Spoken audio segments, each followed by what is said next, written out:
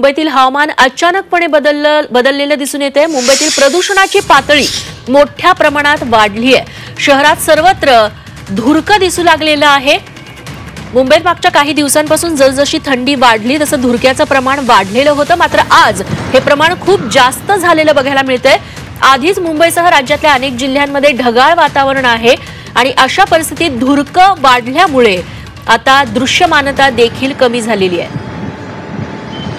कृष्णात पाटील आमचे प्रतिनिधी याबद्दल आपल्याला अधिक माहिती देतील। कृष्णात, मुंबईमध्ये धुरक्याचं प्रमाण वाढलेलं आहे, यामागची कारणं काय सांगितली जात आहेत?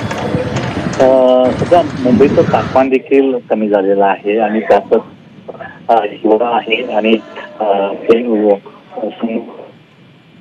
ते वारं इतकं वाहत नाही आहे। परिणामी हिवाळ्यात जसं जास्त वाढतं तशा पद्धतीनं मुंबईमध्ये सध्या धुरक्याचं प्रमाण वाढलेलं आहे। त्यातच प्रदूषणाची पातळी देखील यामुळे अधिक वाढलेली पाहायला मिळते, कारण या दिवसामध्ये प्रदूषण सर्वाधिक जास्त हे मुंबईत असलेलं पाहायला मिळते आणि मुंबईत ज्या प्रदूषणाची पातळी जी आहे ती अत्युच्च लेवलला गेल्या सांगितले गेले।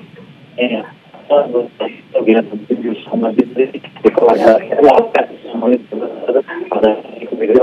आहे पाहायला मिळते। संपूर्ण वातावरण हे मुंबईत झालेलं आहे।